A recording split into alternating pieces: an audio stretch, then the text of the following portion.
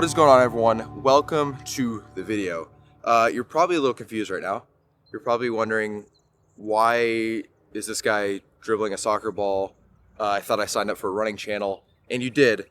But there would be no running channel if it weren't for soccer first in my life.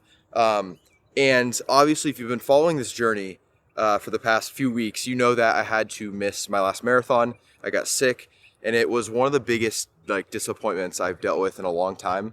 And it really caused me to have to be very reflective and introspective and kind of ask the question, why I even started running in the first place. And in doing so, one night, 2 nights ago, I was deep scrolling through Google Photos, looking through all my memories and what led me to this point where I am at now, as a running creator. And I threw it up on my Instagram story. I threw up my whole story from start to finish, basically. And a lot of people really enjoyed that. And so I thought it'd be a great idea just to make a YouTube video, an in-depth look of how all this came to be. Starting with soccer, going through college, and then starting to run in college, really. And I just thought this would be a great video. I've never really taken the time to deep dive into this and give you guys my thoughts and perspectives. So I think this would be an awesome video. So stick around to the end. I'm going to take you from the start to the end and just give you all my insight. And so with that being said, I'm going to start with soccer. Okay, first I want to give you just an overview of how I started playing soccer and leading up to college. Growing up, soccer was the one and only sport I really played. Me and my brothers all played. My dad is the one who really got us involved in soccer, playing, but also going to Kansas City Wizards, if anyone knows what that is. That's the Kansas City MLS team. So we went to hometown games, really got involved in soccer, and our whole life was just soccer, and I absolutely loved it. It's funny because I remember when I was playing soccer, the idea of running for fun was such a joke. There was no way that was even possible. Because anyone knows, growing up and playing sports, running, unless you're in cross country or track, running is either a punishment or a terrible way to stay in shape in the off season. There's nothing joyous about running. And that's kind of how I grew up, was just I hated running. I never wanted to do it outside of soccer. And I was just convinced that when I'm done with soccer, I'm not gonna be jogging for fun. That's not a thing that's gonna happen, which is wildly ironic now that my life is literally running. But anyways, yeah, grew up playing soccer, elementary school, middle school, high school, played club and school soccer. By 2018, 2019, when I was in my senior year of high school, I decided I really wanted to keep pursuing soccer to college. And at that point, I had found a school that was out in California. It was a smaller NAIA school that offered me some money to play soccer. And I was super excited at that point to go move out of Kansas and go live in California, which was super naive of me, obviously now being able to look back at it. But at the time I was just I want to get out of Kansas. I want to go move to California and play soccer. That sounds so sick. And so that's what I did, kind of with the idea that my life would just turn around and become amazing, and I would be this soccer star out in California. I feel that was kind of my mindset, which is absolutely ridiculous. But that's kind of what I did. And so in 2019, when I graduated high school, I then moved out to California by myself. I didn't know a single person in the state of California. And that's how I got to college. And that's where everything really started, and my life started to really change trajectories.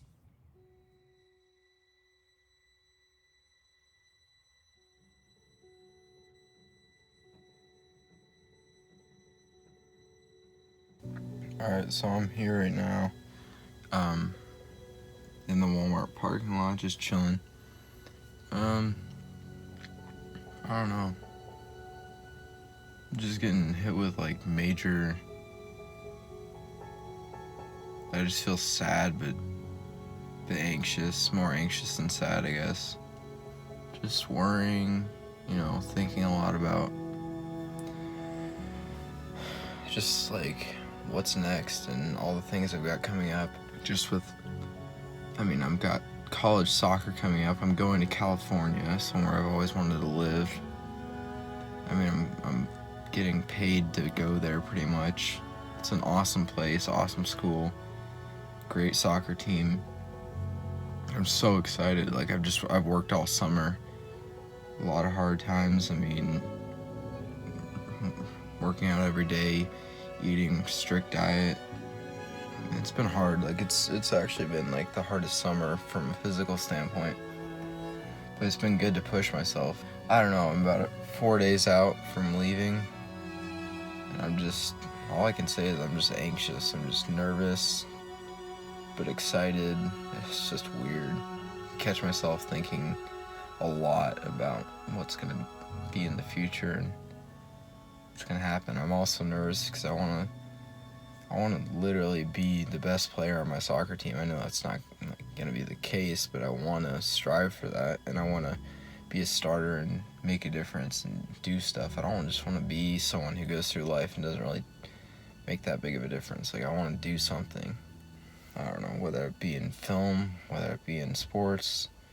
I just wanna make a difference. And I don't know.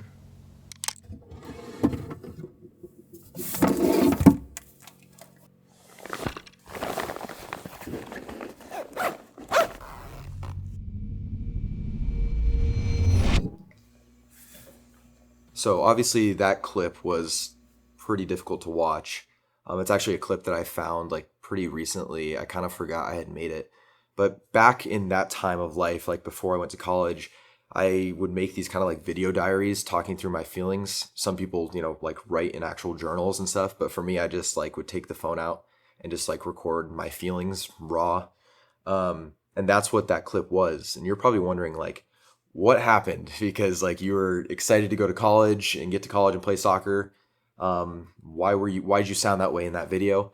So I want to give some background and start painting the picture of my life leading up into college.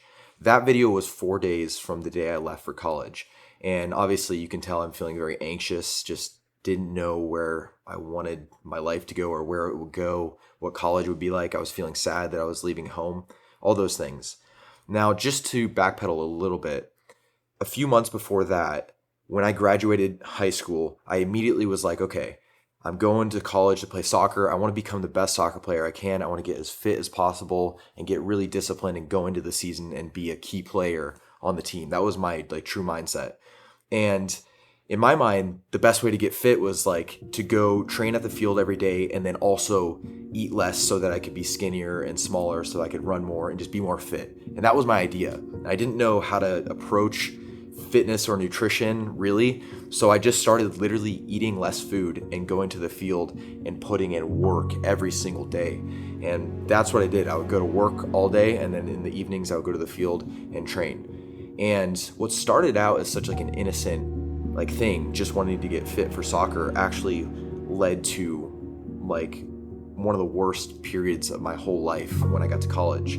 But with that being said, that whole summer I trained really hard and I lost a lot of weight and I got very thin, but I didn't think it was a problem at all. In fact, in my mind, there was an end point. As soon as I got to college, I was going to stop tracking calories or whatever. I had put in the work, I had grinded that whole summer. Now I was going to enjoy the soccer season. And that's how I thought things would go.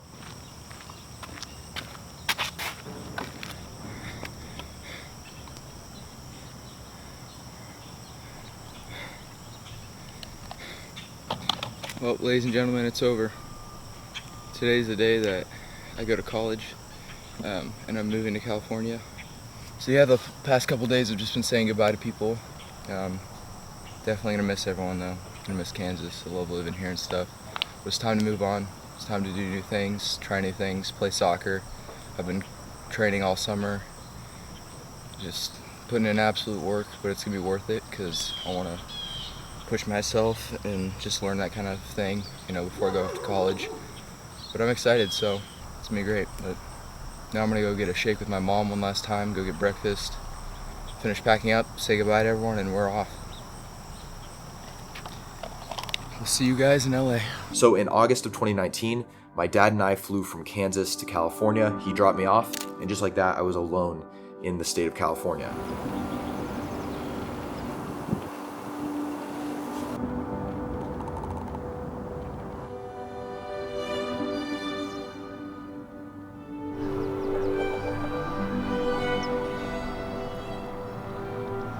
Alright guys, so we made it here at college. I'm super excited. The place is awesome.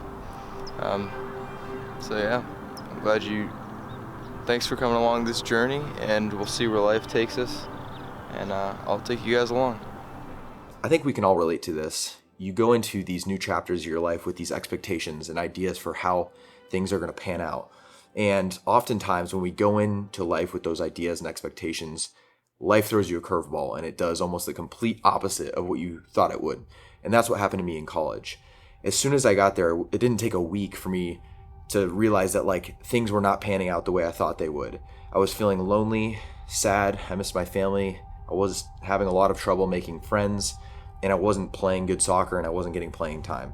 And I just felt like all these things were happening that were outside of my control. And I felt like the one thing I could continue to control, if anything, if everything was going wrong, the one thing I could control was how much I was eating and how much I was exercising. And so instead of being done tracking calories and over exercising, I doubled down on it because I felt like that was the only thing I could be successful at and control. And that obviously is not the right mentality, and it caused me to absolutely spiral and snowball into a deep eating disorder, which caused me to be, the most depressed and sad I'd ever been in my life at that point. What's interesting now that I've had time to reflect, time gives you perspective and allows you to see the bigger picture down the road. What I couldn't see in that moment when I was in college is that I was doing so many of these things to myself. The reason I wasn't getting playing time is because I had no energy to play soccer because I wasn't eating. But I, in that moment, kind of played the victim mentality of like, oh, my coach just doesn't know how good of a soccer player I am. Oh, he's just not giving me a chance, blah, blah, blah, blah, blah. And I kind of played that mentality. It was just so detrimental to myself. And long story short, there's so many intricacies to this story and my eating disorder. But it completely took control of my life to the point where I didn't want to hang out with anyone because I knew that if I hung out with people, they would probably go to a restaurant and I couldn't eat the food there, and I didn't want to be the weird one, so I wouldn't hang out with anyone, which caused me not to really make friends, which caused me to feel more lonely. I have millions of stories of different things that happened. I mean, I remember I would go to bed at 9 p.m. and take a bunch of melatonin so that I could go to sleep early and not wake up in the middle of the night feeling hungry, and then wake up the next morning and then get my meal in right away. And I would have all these tricks and stuff to keep myself eating such little calories, even though I was training every day and playing soccer. But what would happen is I would restrict all week, and then on the weekends I would slip up or something and have a binge and just eat so much food to the point where my stomach was like physically hard as a rock. I remember on 2 occasions it becoming like an actual kind of like medical issue where I started getting dizzy and lightheaded and like basically passing out in front of people. And that led me to actually have to reach out to someone because up until that point, I'd kept all those problems and issues to myself, and it was absolutely eating me alive. I just remember feeling like a shell of myself and just absolutely hating like what I had become, but I felt like there was no way out. Like I truly, in that moment, in that time, felt like there was no way I was going to recover from this or get better. This was going to be my life forever. My life was so controlled by food, every aspect of it. From the time I woke up to the time I went to sleep, all I was thinking about was food. And my life just revolved around, when can I eat this meal? And then that will give me enough energy to last till here, and then I can eat a meal here. And then like my mind was so like entranced in that state that I like truly like was completely trapped and just felt awful. And it just got worse and worse and worse for me. And I will say, without going into like all the details of how my life changed from that to what it is now, there is a direct correlation between the worst time in my life and feeling the most down and out and not talking to anyone and keeping it all inside and bottling it up. I'm a naturally like more introverted person. I don't like bothering people with like my issues. And at that time, that meant just bottling everything up until the point where physically I was like passing out in front of people. Like it got to the point where like I had to tell someone. But the moment where I stopped carrying that burden alone and I told people, told my family, told some of my friends, and started to like actually talk to people and talk about what I was going through, that's when my life started to get better. It wasn't like an easy like switch. As soon as I started talking to people, my life changed and it was great again. But it started that journey and that trajectory of people being able to hold me accountable and me being able to realize I didn't want to live that way anymore. And so that was like the defining moment of when I started to change. So just a side note, if you are struggling with something, just know that everyone struggles with something. Whether they say it or not, everyone does. Everyone goes through hard times, and the worst thing you can do is keep that to yourself. Talk to people, share the burden with other people. We as people are meant to be in community with other people and help them out when they're struggling just as much as they help you when you're struggling. And so I know it's not easy. It is not easy at all. I struggled with that for a long time, and I still struggle with that today. I think what was so ironic about all of this is I started, tracking what I was eating and exercising a lot with kind of like this innocent idea of like, I just want to be a better soccer player and I want to have a successful soccer career.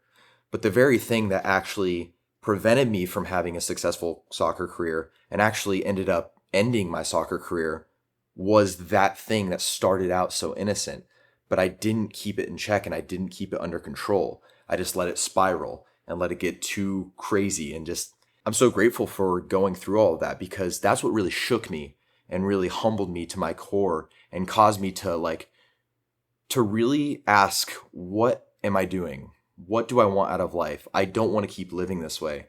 And so that's what really shifted my trajectory. And that leads me into kind of the next chapter of my life. So obviously you see a lot of BPN stuff in front of me, but I wanted to share kind of a story and more background information as to my involvement in this company. I was involved with this company way before I did social media or anything. Back in 2019, I started watching a lot of Nick's videos. This was the time period where I was trying to learn more about fitness and nutrition. I knew I was kind of dealing with an issue, but I didn't know how to fix it or how to get better. And honestly, I just didn't know anything about eating disorders. I never had imagined that would happen to me. In fact, at the time, I remember distinctly thinking I thought this only happened to girls. I felt alone. I felt like no one else had gone through what I was going through, which is never true, by the way. If you're going through a struggle or a challenge in your life, the worst thing you can do is think that you're the only person that's gone through that. You're not. And the first time I truly realized that was when I watched Nick Bear's video. It's this exact video right here, where he goes over his story and how he dealt with the same things I was dealing with. And I remember that video being so pivotal and so helpful to me at that time in my life when I was really struggling and just didn't know what to do. That video, helped me so much. And so it's wild to think that someone I looked up to before I did social media or anything, and someone that really inspired me and helped me, I'm now working with, and I am now a part of the company. Nick and I filmed a whole day in the life video for his channel.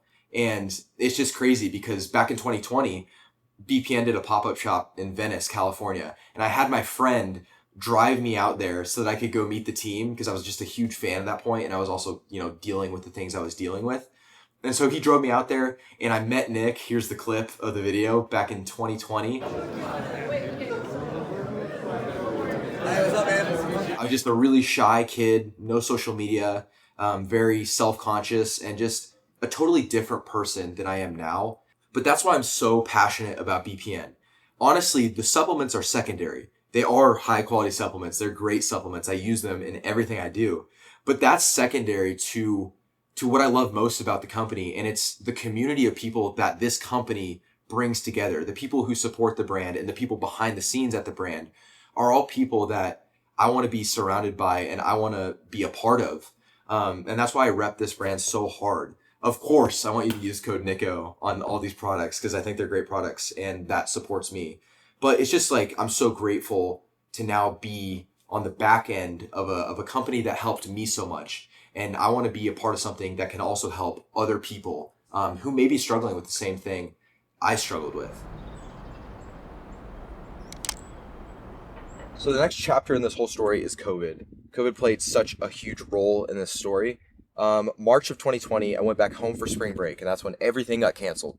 And at the time, I was back home, and all I had was a suitcase, and all my other belongings were out in California still in my dorm room. At the time, I didn't even care. I was just so relieved that school had been canceled and I didn't have to go back. That's how miserable I was that freshman year. But over COVID and over quarantine, I really had a ton of time to just reflect, and it just became so clear to me that I didn't want to go back to the college I was at, which was hard because I wanted to keep playing soccer. Soccer was like such a huge passion of mine. So my goal became, okay, let's transfer colleges and let's just try to play soccer at that college.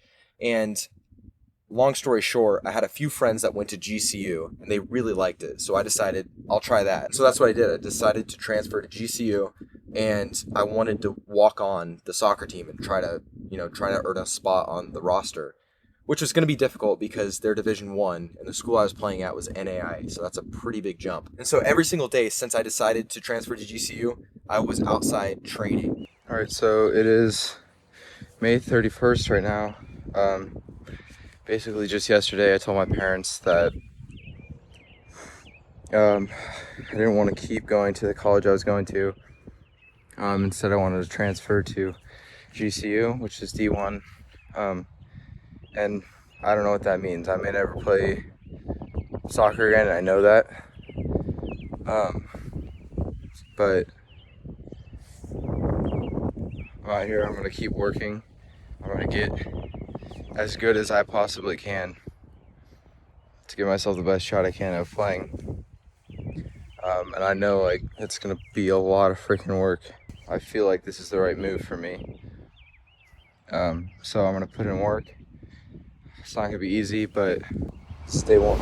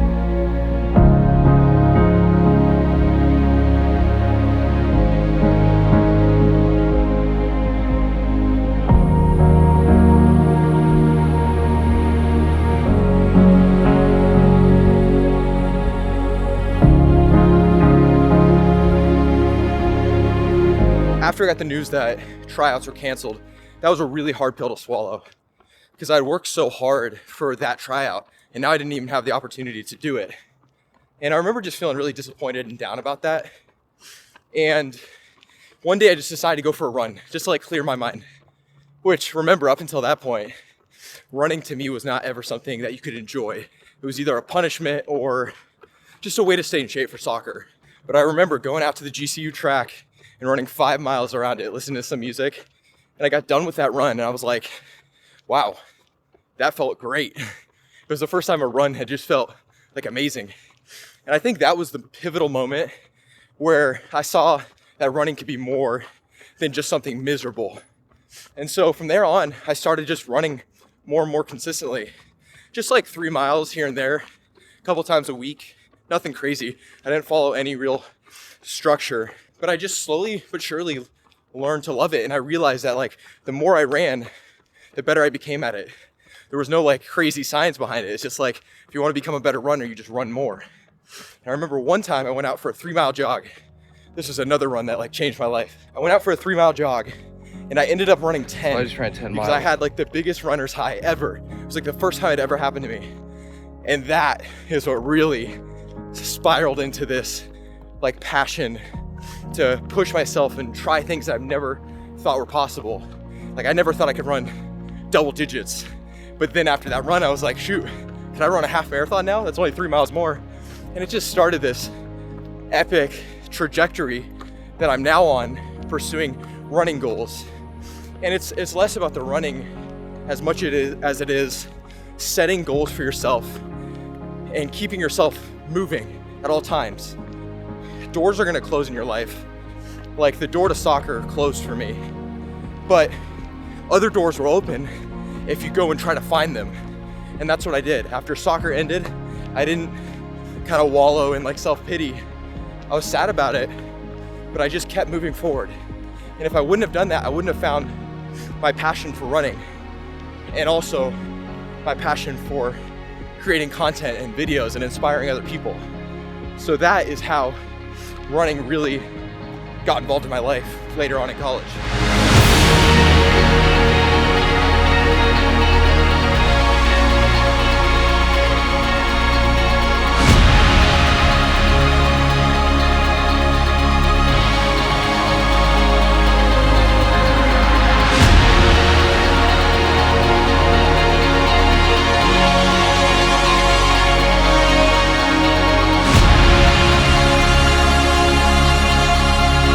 I will never not love the desert.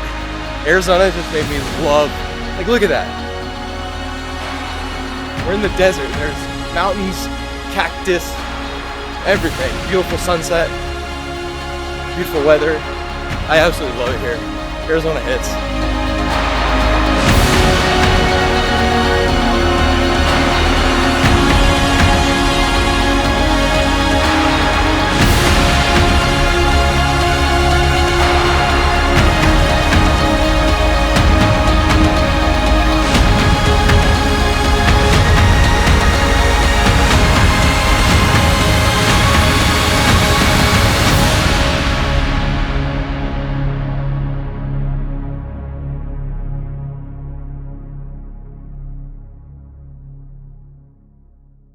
All right, 6 miles done, 6.3 actually. By the way, these black CLA hats are now available. This is the best colorway because it's black and it matches with everything. So definitely use my code, spam my code, and go pick these up. You can get them for a little bit of a discount. So the kind of final chapter to this video is about like social media and how that came about for me. Social media was never a thing I thought I would like be successful at. Like just to paint a picture, when I was younger, I always loved making videos. I made videos with my mom's iPhone 4, and I just always loved creating videos and making videos with my friends. And we would post them to YouTube. They were horrible, but I remember wanting to be a famous YouTuber so bad. Like that was my passion, and it never worked out. And I continue making videos though. Like I just always loved it. And what's funny is right around the time I started running was also the same time that I started like making videos again, because you know I'd gone through periods where I just had no drive to make any videos. But I started making videos again because that's when TikTok was also like starting to blow up. And I remember being like, I just kind of want to document my life in college and just make like day in the life videos, even though my life, there's nothing like spectacular about my life. I just want to make them for documentation's sake.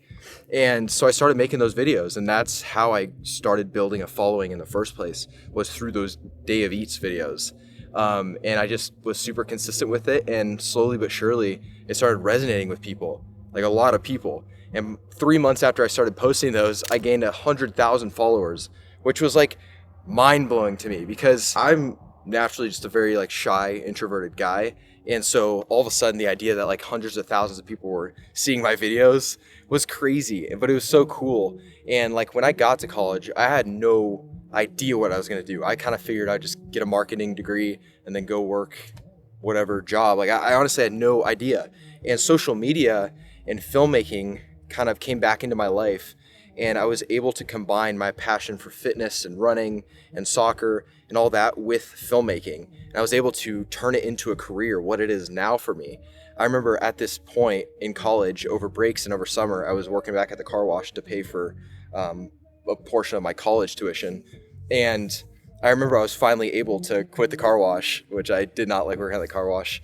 But I was able to quit it because I got my first brand deal. And through consistency and just sharing my story authentically on social media, it took a lot of work, but it built it to where it is now, to where I'm able to create these videos for you, share my story, continue running, continue pursuing my goals and everything.